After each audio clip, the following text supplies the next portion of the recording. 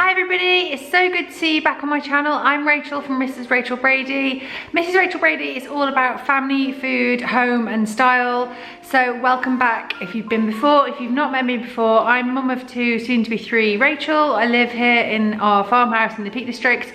And yeah, great to meet you. So today's video is all about family friendly, easy chicken recipes. So a quick word about chicken. So in our house, we do tend to buy free range or organic chicken. If that's not available, I won't necessarily not buy it, but where it's possible, I do go for those choices. That's just my own personal choice.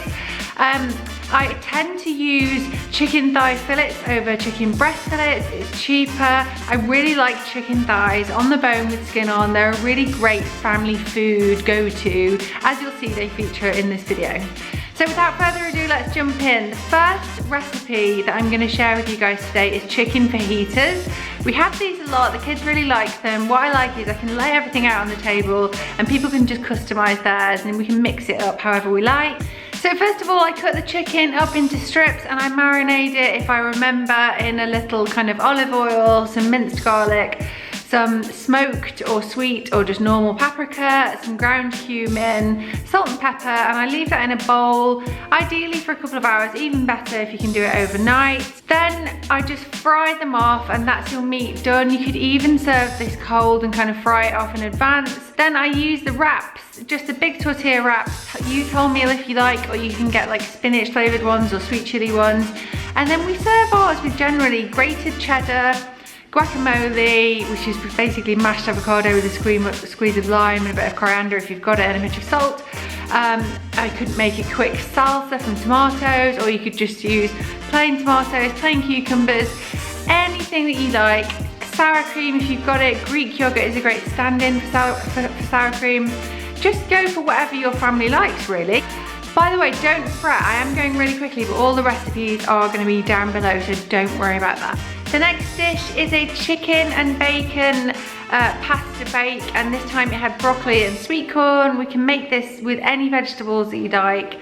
This goes down really well with kids. On this occasion I use leftover chicken, but of course if you don't have leftover chicken, fry off some chicken, it's the same thing. First of all, you're gonna fry off the bacon and let it crisp up and brown up nicely. Then in another pan, you're gonna boil up your pasta and also your broccoli at the same time as your pasta. Go back to the bacon and make your white sauce right there in the bacon pan. So add the butter, the flour and the milk gradually. So you're making a white sauce with bacon in effectively. Now you're gonna add the sweet corn and the leftover chicken to that mixture.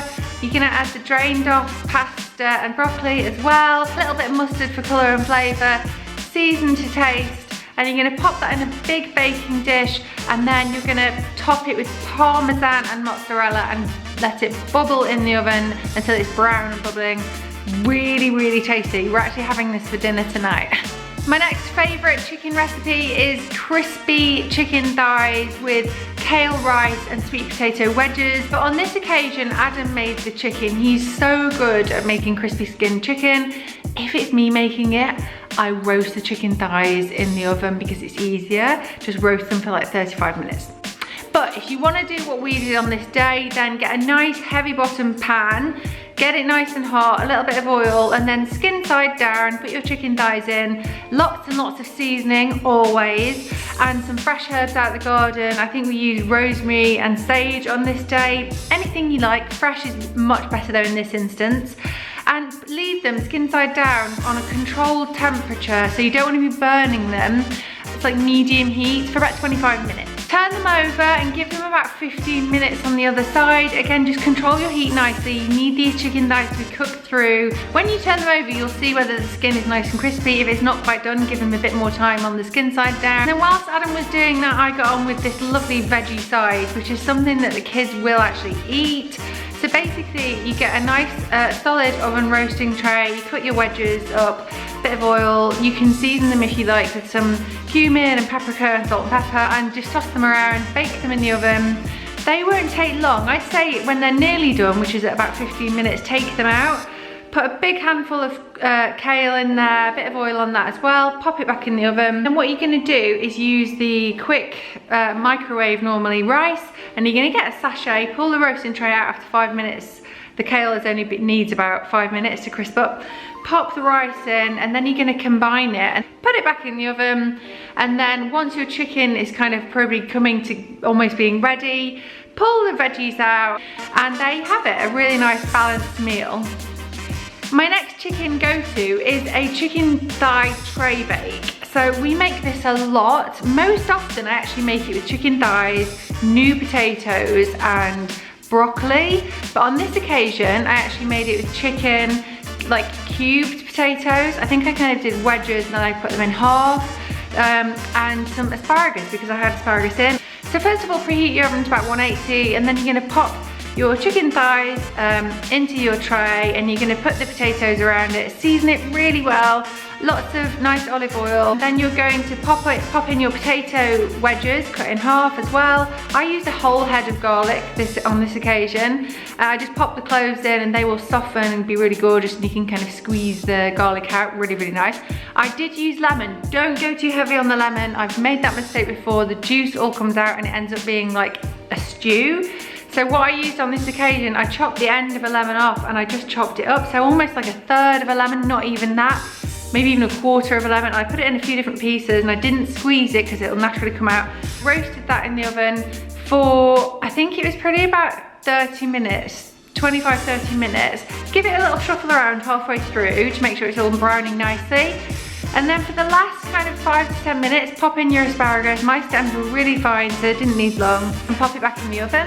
I have to tell you, it was so delicious. Another family favourite that we have a lot, and the kids really like this, is chicken and chorizo stew.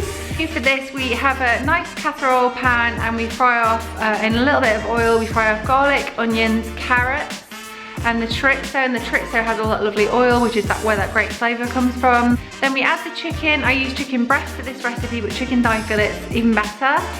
Let those brown off a little bit, or just colour, basically to seal.